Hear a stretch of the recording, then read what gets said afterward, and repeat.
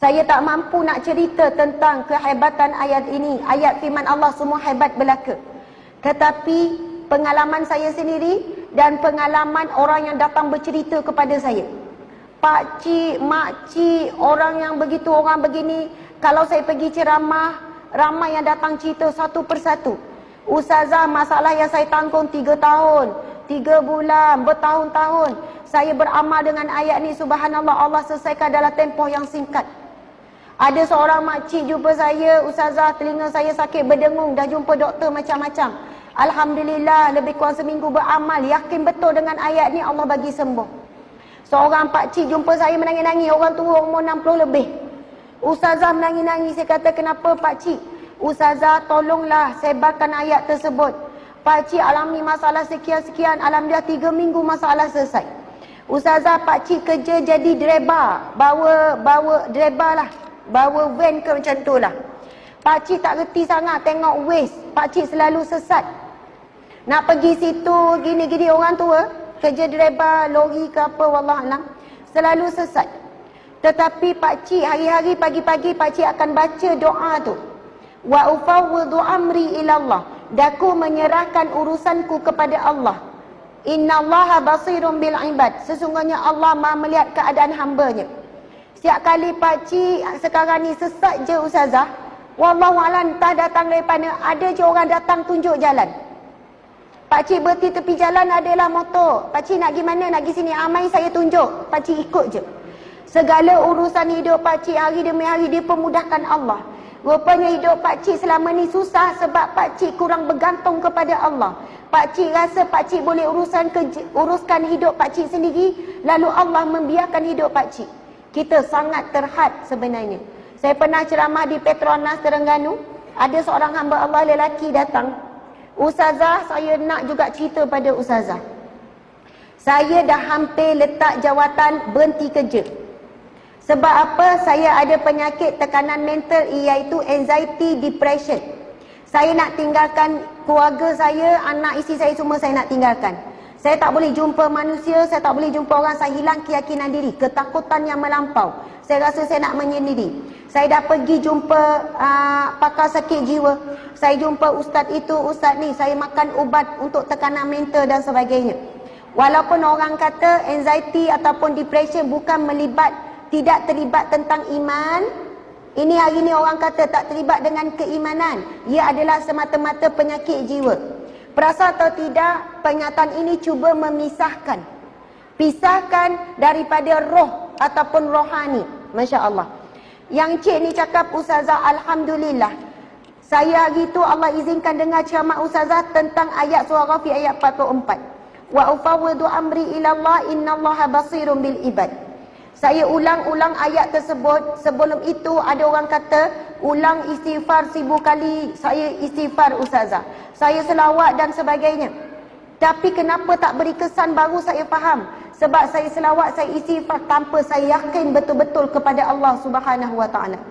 Tapi bila saya ulang-ulang ayat tu, dan Ustazah pesan supaya baca dengan maksud, dan baca bukan jumlah yang banyak, yang penting serah bulat-bulat kepada Allah. Bila saya baca wa ufawwidu amri ilallah, daku menyerahkan urusanku, kesakitanku, masalahku kepada Allah. Innallaha basirun bil ibad. Sesungguhnya Allah Maha melihat keadaan hamba-Nya. Bila saya ulang-ulang Ustazah, masuk ke dalam hati saya. Doktor pakar sakit jiwa, dia cuba rawat saya, tapi dia tak tahu bagaimana sakitnya saya. Saya terangkan, dia memang faham, tetapi dia tak boleh rasa apa saya rasa. Isteri saya menangis tengok saya sakit, tetapi isteri saya tak faham bagaimana saya sakit. Tak tahu nak cerita bagaimana perasaan saya. Tapi bila saya sebut innallaha basirun bil ibad, sesungguhnya Allah Maha melihat keadaan hamba-Nya, ketika itu saya boleh rasakan Allah sangat memahami saya.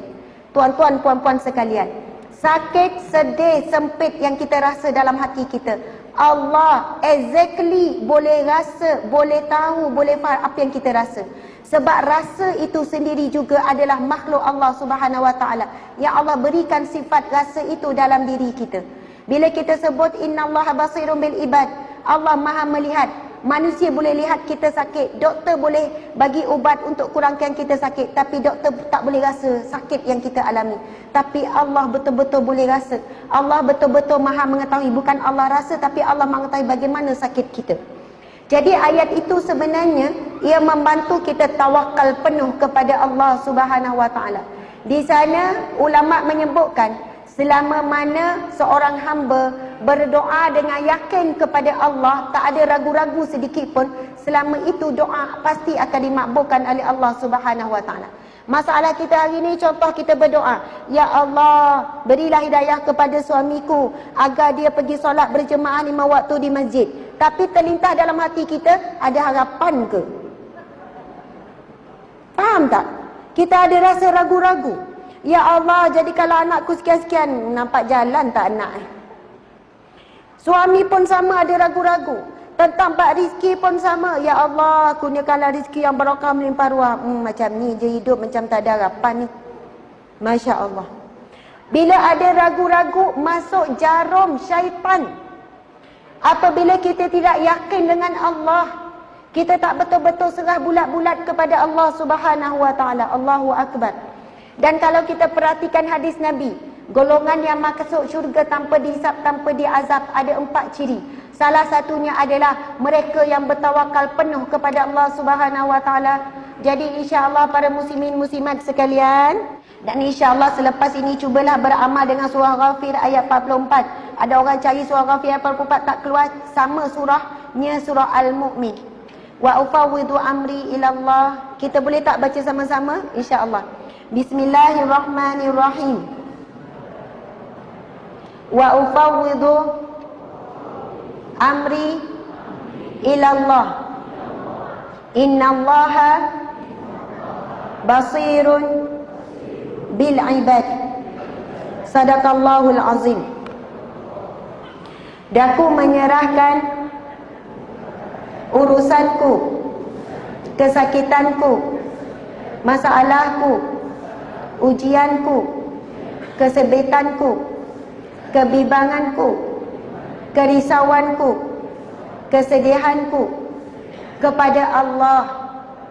Sesungguhnya Allah Maha melihat keadaan hamba-Nya. Amin ya rabbal alamin. Sadaqallahul azim. Subhanallah.